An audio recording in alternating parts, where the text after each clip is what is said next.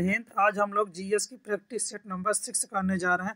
इसके पहले 5 practice set हो चुके हैं जो यूट्यूब पे पड़े हुए हैं।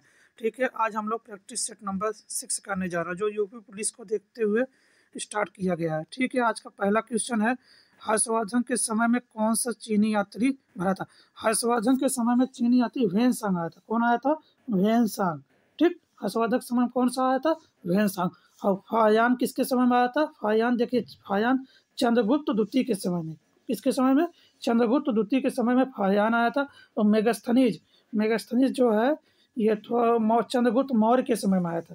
जब मेगास्थनीज के बारे में बोलेंगे चंद्रगुप्त मौर्य के समय में, जब फायान के बारे में बोलेंगे तो चंद्रगुप्त द्वितीय के बारे में बोलेंगे। ठीक, और वेनसांग हर्षवर्धन के समय में। वेनसांग किसके समय? हर्षवर्धन।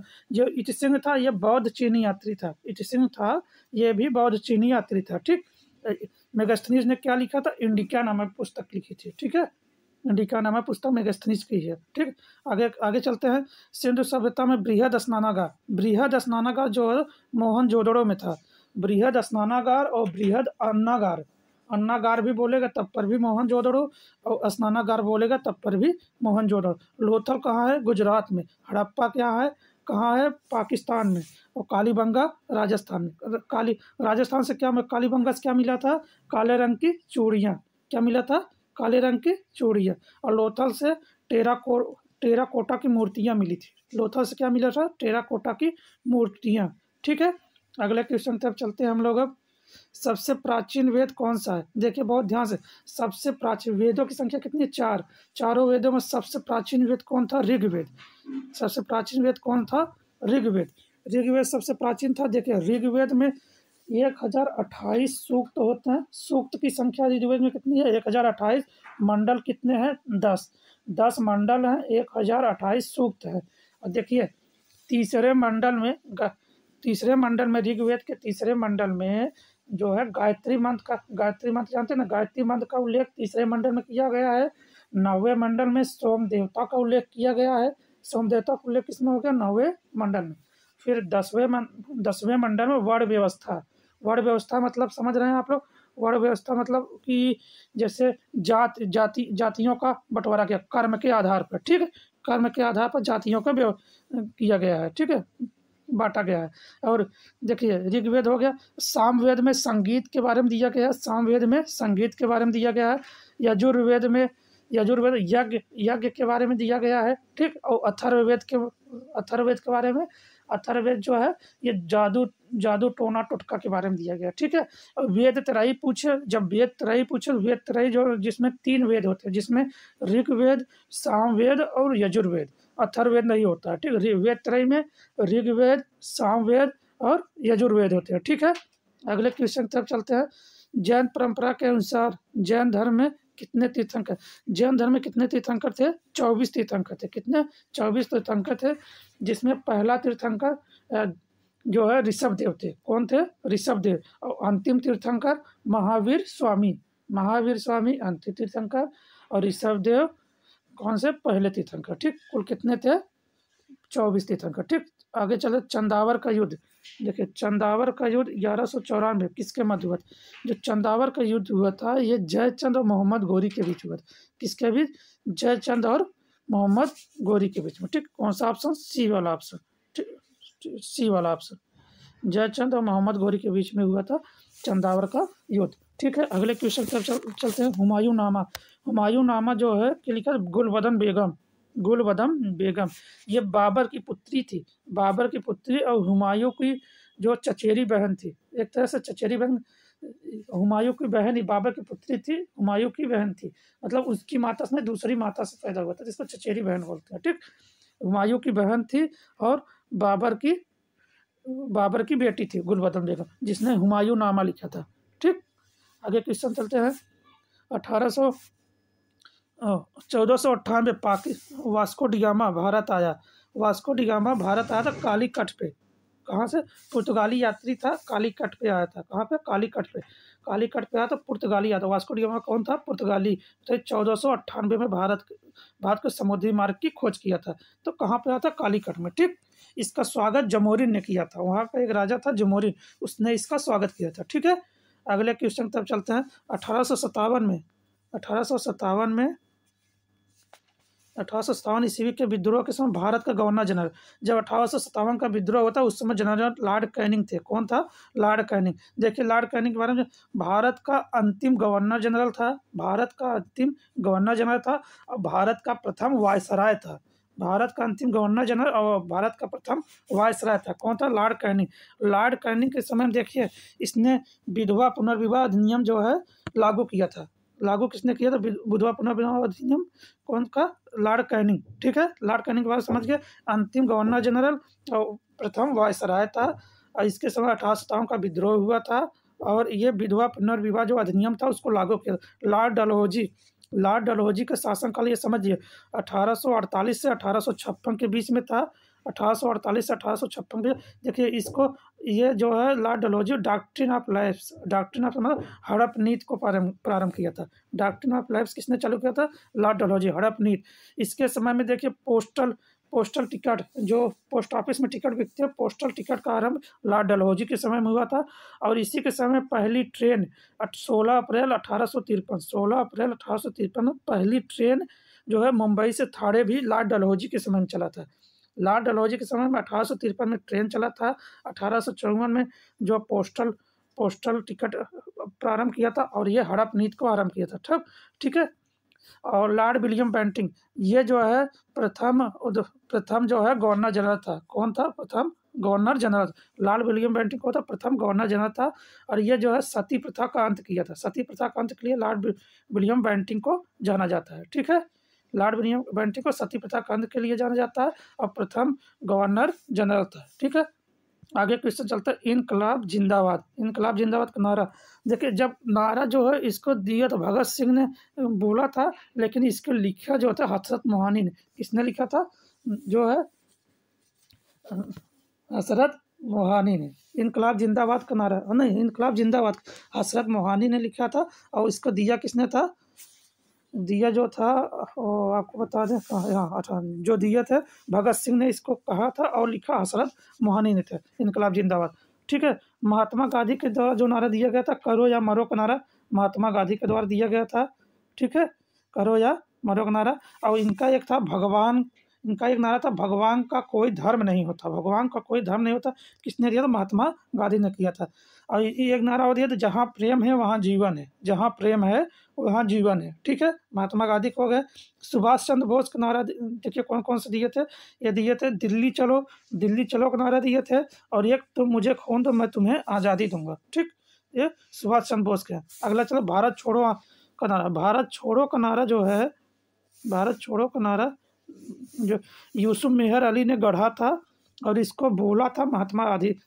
जब भारत छोड़ो आंदोलन चला तो उसमें बोला था महात्मा गांधी ने और इसको जो नारा किसने गढ़ा था जो है यूसुफ मेहर अली ने। ठीक है, यूसुफ मेहर अली ने। अगले क्वेश्चन की तरफ चलते हैं हम लोग। 11 नंबर क्वेश्चन है।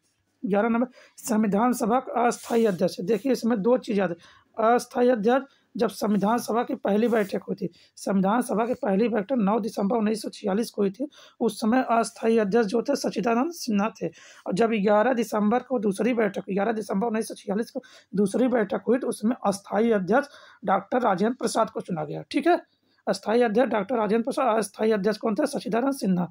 ठीक है, भीमराव अम्बेडकर जो है प्रारूप समिति या तो मसौदा समिति, दोनों देखिए प्रारूप समिति या तो मसौदा समिति, इसके अध्यक्ष कौन थे? भीमराव अम्बेडकर। ठीक है, अगले क्वेश्चन तब चलते हैं हम लोग। 12 नंबर संविधान के किस भाग में पंचायती राज का प्रावधान? पंचायती राज का प्रावधान भाग 9 में है। भाग 9 में पंचायती राज का प्रावधान है। 1993 में जब 73वां संविधान संशोधन हुआ था, 1992 में 73वां संविधान संशोधन हुआ था, उस समय भाग 9 जोड़ा कर जिसमें 9 पंचायती राज से संबंधित है। ठीक है, भाग 8 में जो है, भाग 8 में केंद्र शासित प्रदेशों के बारे में है और भाग 6 में राज्यों के बारे में है। भाग 6 मतलब हटा दिया, निर्सित हो गया है, हटा दिया गया। ठीक है, राष्ट्रपति को हटाया जा सकता है। राष्ट्रपति को महाभियोग द्वारा अनुच्छेद 61 किसमें? अनुच्छेद 61 के द्वारा महाभियोग लाया गया तो राष्ट्रपति को हटाया जा सकता है। ठीक है, अगले क्वेश्चन तक चलते हैं हम लोग।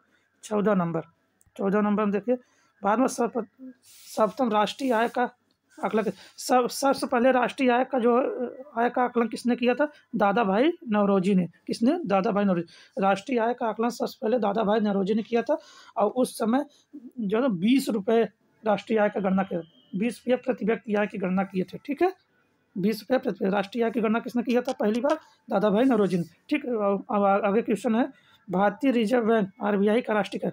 आरबीआई की स्थापना 1 अप्रैल 1935 में हुआ था और 1934 का अधिनियम द्वारा 1934 का अधिनियम द्वारा 1 अप्रैल 1935 को हुआ था और इसका जो राष्ट्रीयकरण 1949 को हुआ था। कब हुआ था? 1949। इसका राष्ट्रीयकरण कब हुआ? 1949 को। ठीक है, अगले भारत में श्वेत क्रांति के जनक डॉक्टर वर्गीज कुरियन। वर्गीज कुरियन ना डॉक्टर वी कुरियन को डॉक्टर वर्गीज कुरियन श्वेत क्रांति के जनक है। ठीक है, श्वेत क्रांति के जनक जान गया कौन है? डॉक्टर वर्गीज कुरियन। ठीक है, अगले क्वेश्चन की तरफ चलते हैं। 17 नाम राष्ट्रीय विकास परिषद। राष्ट्रीय विकास परिषद का गठन किस? राष्ट्रीय विकास परिषद का गठन जो है 6 अगस्त 1952 को हुआ था। राष्ट्रीय विकास परिषद का गठन 6 अगस्त 1952 को हुआ था। ठीक है, अगले क्वेश्चन तब चलते। प्रथम वित्त आयोग के अध्यक्ष, प्रथम वित्त आयोग बोला है। प्रथम वित्त आयोग के अध्यक्ष केसी नियोगी थे। कौन थे? केसी नियोगी। प्रथम वित्त आयोग का अध्यक्ष याद रहेगा केसी नियोगी। और वर्तमान में वित्त आयोग का अध्यक्ष कौन है? अरविंद पनगड़िया। कौन है? अरविंद पनगड़िया। ठीक है, आगे क्वेश्चन चलते हैं। सौरमंडल का सबसे बड़ा ग्रह। जब सौरमंडल का सबसे बड़ा ग्रह पूछे तो किसको मारेंगे? बृहस्पति। और बृहस्पति के बाद दूसरा सबसे बड़ा ग्रह शनि है। सबसे बड़ा ग्रह कौन है? बृहस्पति। और बृहस्पति के बाद दूसरा सबसे बड़ा ग्रह कौन है? शनि है। और शुक्र को सबसे चमकीला ग्रह कहते हैं। सबसे चमकीला ग्रह किसको कहते हैं? शुक्र को। अगर मंगल आ गया, मंगल को लाल ग्रह कहते हैं। ठीक है, मंगल को लाल ग्रह कहते हैं, शुक्र को सबसे चमकीला ग्रह कहते हैं और बृहस्पति सबसे बड़ा ग्रह है और शनि बृहस्पति के बाद दूसरा सबसे बड़ा ग्रह है और सूर्य के सबसे नज़दीक ग्रह तो बुध आएगा। ठीक है, याद रहेगा, सबसे नज़दीक ग्रह बुध रहेगा। ठीक है, आगे क्वेश्चन है। भारत का मानक समय रेखा। मानक समय रेखा 82.5 डिग्री ईस्ट होता है। 82.5 डिग्री ईस्ट इसमें दिया। मान लीजिए एक ऑप्शन पहला वाला डब्लू की जगह वेस्ट की जगह ईस्ट। ठीक है, 82.5 डिग्री ईस्ट होता है। ठीक है, 82.5 डिग्री ईस्ट होता है। अगले क्वेश्चन की तरफ चलते हैं हम लोग। अगला क्वेश्चन है आग्नेय चट्टान। आग्नेय चट्टान का उदाहरण। आग्नेय चट्टान बालू पत्थर तो कैंतरित चट्टान है। बालू पत्थर तो कैंतरित चट्टान है। बालू पत्थर अवसादी चट्टान है। सॉरी कैंतरित बोल दी। बालू चट्टान अवसादी चट्टान। ग्रेनाइट जो है आग्नेय चट्टान है। बेसाल्ट भी आग्नेय चट्टान है। इसमें थोड़ा 2 ऑप्शन दे दिया, थोड़ा सा गलत हो गया। यही रखिए, याद रखिए बेसाल्ट और ग्रेनाइट दोनों आग्नेय चट्टान है, लेकिन बेसाल्ट पहले नंबर सब ज़्यादा बेसाल्ट होता है। ठीक है, तो इसमें दोनों ऑप्शन दिया था, तो थोड़ा सा मिस्टेक है इसमें। अगले चलते हैं। रिक्टर स्केल का मापन किसके लिए? रिक्टर स्केल जो भूकंप की तीव्रता मापते हैं। क्या मापते हैं? भूकंप की तीव्रता। रिक्टर स्केल से क्या मापते हैं? भूकंप की तीव्रता मापते हैं। ठीक है, वायु की आर्द्रता हाइग्रोमीटर से नापते हैं। किससे मापते हैं? वायु की आर्द्रता हाइग्रोमीटर से और घनत्व किससे? हाइड्रोमीटर से। जब घनत्व पूछे तो हाइड्रो बोलिएगा, हाइड्रोमीटर। और जब आर्द्रता पूछे हाइग्रोमीटर। ठीक है, हाइग्रोमीटर आर्द्रता और घनत्व हाइड्रोमीटर। और भूकंप की तीव्रता किससे मापते हैं? रिक्टर स्केल से। ठीक है, भारत तथा चीन के बीच सीमा। भारत और चीन के बीच जो सीमा रेखा है वो कौन सी है? देखिए अभी हम बता रहे मैकमोहन रेखा। कौन सा है? मैकमोहन। भारत और चीन के बीच मैकमोहन रेखा। डूरंड रेखा पहले भारत और अफगानिस्तान के बीच था। जब पाकिस्तान अलग हो गया तो डूरंड रेखा अफगानिस्तान और पाकिस्तान के बीच हो गया। ठीक है, और रेड क्लिफ रेखा भारत और पाकिस्तान के बीच है। ठीक है, Radcliffe Bharat Pakistan, Durand रेखा अफगानिस्तान पाकिस्तान, मैकमोहन रेखा भारत और चीन के बीच। ठीक है, महात्मा गांधी का राष्ट्रीय समुद्री उद्यान। महात्मा गांधी राष्ट्रीय समुद्री उद्यान कहाँ? महात्मा गांधी राष्ट्रीय समुद्री उद्यान पोर्ट ब्लेयर, अंडमान निकोबार की राजधानी जो है पोर्ट ब्लेयर। अंडमान निकोबार की राजधानी पोर्ट ब्लेयर है। यहीं पे महात्मा गांधी राष्ट्रीय उद्यान है। महात्मा गांधी राष्ट्रीय उद्यान कहाँ पे है? पोर्ट ब्लेयर में, जो अंडमान निकोबार की राजधानी है। ठीक है, अगले खरीफ की फसल काटी जाती है। देखिए खरीफ की फसल काटी जाती है, इसमें काटने की बात कहा है। खरीफ की फसल काटी जाती है। बोई तो जाती है तथा जून के फर्स्ट वीक से शुरू हो जाती है, बोई जाती है और काटी नवंबर के फर्स्ट प्रारंभ में। ठीक है, नवंबर के प्रारंभ में। ठीक है, अगले क्वेश्चन तरफ चलते हैं। गुलाबी क्रांति किसे, गुलाबी क्रांति झींगा उत्पादन या प्याज उत्पादन। जब प्याज और झींगा दोनों आ जाए तो गुलाबी क्रांति, ठीक है। गुलाबी क्रांति किससे, झींगा उत्पादन या प्याज उत्पादन। टमाटर और मांस उत्पादन के लिए लाल क्रांति, टमाटर और मांस के लिए लाल क्रांति है। खाद्यान्न के लिए जो है, खाद्यान्न उत्पादन के लिए जो हरित क्रांति, हरित क्रांति किससे, खाद्यान्न उत्पादन के लिए झींगा और प्याज के लिए गुलाबी क्रांति, टमाटर और मांस के लिए लाल क्रांति, ठीक है। गोंड जनजात किस कहाँ निवास, गोंड जनजात सबसे ज़्यादा आंध्र प्रदेश में निवास करते हैं। कहाँ, आंध्र प्रदेश में, ठीक है। गोंड जनजात आंध्र प्रदेश में निवास करते हैं। देखिए अगला क्वेश्चन है, संगीत सम्राट तानसेन के गुरु, संगीत सम्राट तानसेन के गुरु जो है हरिदास है। कौन है, हरिदास। तानसेन के गुरु कौन है, हरिदास। ये ध्रुपद गायन का भी, ध्रुपद गायन भी शुरू किए थे। देखिए संगीत सम्राट तानसेन के गुरु कौन है, हरिदास, ठीक है। आंध्र प्रदेश का क्लासिकल डांस, आंध्र प्रदेश कुचिपुड़ी जो है आंध्र प्रदेश का है, कुचिपुड़ी जो है आंध्र प्रदेश का, कथकली जो है केरल का है, भरतनाट्यम जो है तमिलनाडु का है, ओडिसी जो है उड़ीसा की है, ठीक है। ओडिसी जो है उड़ीसा की, देखिए फिर से, भरतनाट्यम तमिलनाडु, कथकली केरल का, ओडिसी उड़ीसा की, कुचिपुड़ी आंध्र प्रदेश का, ठीक है। सितारा देवी का संबंध, सितारा देवी जो है कथक से है, किससे है, कथक से है, ठीक है। सितारा देवी का संबंध किससे है, कथक से है, ठीक है। अगले क्वेश्चन की तरफ चलते हैं हम लोग। तमाशा, तमाशा किस राज्य की प्रमुख लोक नृत्य, तमाशा जो है महाराष्ट्र की, कहाँ की, तमाशा महाराष्ट्र की है। तमाशा और लावड़ी, तमाशा और लावड़ी दो चीज़ याद रखिए, तमाशा और लावड़ी कहाँ की है, महाराष्ट्र की है, ठीक है। तमाशा और लावड़ी कहाँ की है, महाराष्ट्र की है, याद रहेगा। और गुजरात की डांडिया है, गुजरात का डांडिया है लोक नृत्य, राजस्थान का घूमर है और पंजाब का भांगड़ा है, ठीक है, याद रहेगा आप लोगों को। आगे चलते हैं, गायन की ध्रुपद शैली, ध्रुपद अभी शैली बताए थे, कौन थे, ध्रुपद शैली का इसका बताया था अभी, किसके, तानसेन के गुरु हरिदास, तानसेन के गुरु स्वामी हरिदास जो है ध्रुपद गायन के आरंभ किया था। ध्रुपद गायन शैली किसने आरंभ किया था, ध्रुपद गायन शैली स्वामी हरिदास जो तानसेन के गुरु थे। लेसांग, लेसांग जो है कहाँ पे है, लेसांग महोत्सव सिक्किम में मनाया जाता है, जो लोसांग बोलते हैं, हम लेसांग बोल दिए सॉरी, लोसांग महोत्सव जो सिक्किम, और लोसर जो है लद्दाख मनाया जाता है, ठीक। लोसांग कहाँ है, सिक्किम में, ठीक है। लोसांग महोत्सव सिक्किम। पास्कल, पास्कल किसकी इकाई है, पास्कल किसकी इकाई, देखिए पास्कल दाब का, दाब का मात्रक क्या इकाई है, पास्कल, ठीक है, दाब का मात्रक पास्कल है, ठीक है। अगले क्वेश्चन की तरफ चलते हैं हम लोग। ऊर्ध्वपातन पदार्थ है, ऊर्ध्वपातन पदार्थ मतलब कपूर, कपूर भी है, नेप्थलीन भी है, अमोनियम क्लोराइड भी है, उत्पादन सभी है। ऊर्ध्वपातन का मतलब समझते हैं, ऊर्ध्वपातन मतलब जो पदार्थ सीधे ठोस अवस्था से गैस अवस्था में परिवर्तित हो जाए, जो पदार्थ सीधे सीधे ठोस अवस्था से गैस अवस्था में परिवर्तित हो जाए तो ऊर्ध्वपातन। जैसे कपूर ठोस अवस्था में है, जब इसको जलाएंगे सीधा गैस अवस्था में चला जाए, कोई पिघले वगैरह सीधा गैस अवस्था में हो गया तो ऊर्ध्वपातन कहलाता है, ठीक है। जो पदार्थ सीधे ठोस अवस्था से गैस अवस्था में परिवर्तित हो जाए ऊर्ध्वपातन कहलाता है, जिसमें कपूर, नेफ्थलीन, अमोनियम क्लोराइड तीनों है, ठीक है। एक बाइट में कितने 8 बीट होते हैं, एक बाइट में कितने 8 बीट होते हैं, ठीक है। एक बाइट में कितने 8 बीट होते हैं, ठीक है, 8 बीट एक बाइट में, ठीक। आगे क्वेश्चन देखते हैं, बेवकूफ़ों का सोना किसे, बेवकूफ़ों का सोना जो है, बेवकूफ़ों फूल्स गोल्ड जिसे बेवकूफ़ों का सोना कहते हैं, वो पायराइट्स को बेवकूफ़ों का सोना कहते हैं, ठीक है। पायराइड्स को बेवकूफ़ों का सोना कहते हैं। अगला क्वेश्चन, सार्स क्या है, सार्स जो है विषाणु जनित रोग है, कौन सा है, विषाणु जनित रोग है, सार्स क्या है, विषाणु जनित रोग है, ठीक है। अगले क्वेश्चन तक चलते हैं, देखिए अब विटामिन के बारे में जान लीजिए, विटामिन कौन से प्रतिरक्षा विटामिन है, प्रतिरक्षा विटामिन जो है विटामिन सी होती है, प्रतिरक्षा विटामिन, विटामिन सी होती है प्रतिरक्षा विटामिन, ठीक है। विटामिन इनका रासायनिक नाम है, विटामिन ए का रासायनिक नाम रेटिनॉल होता है, विटामिन ए रेटिनॉल, सी का नाम एस्कॉर्बिक एसिड होता है, विटामिन के का नाम जो होता है फाइनोक्यूनॉल होता है, फाइलोक्यूनॉल विटामिन के का, विटामिन ई का टोकोफेरॉल विटामिन ई का, ठीक है। अगला क्वेश्चन, अंतर्राष्ट्रीय पृथ्वी दिवस, अंतर्राष्ट्रीय पृथ्वी दिवस जो है कब मनाया, 22 अप्रैल को, 22 अप्रैल को पृथ्वी दिवस। देखिए 3-22 वाला लोचा रहता है सबके पास, 22 पृथ्वी दिवस 22 अप्रैल को, जैव विविधता दिवस 22 मई को, और जल दिवस 22 मार्च को, 22 मार्च को जल होगा तो उसके बाद पृथ्वी आएगा, उसके बाद जैव विविधता, अगर 22 मार्च को जल दिवस हो गया, जल अच्छा खासा, तो 22 अप्रैल को पृथ्वी अच्छी खासी रहेगी, पृथ्वी अच्छी खासी रहेगी, जैव विविधता अच्छा खासा होगा, तो 22 मई को जैव विविधता दिवस।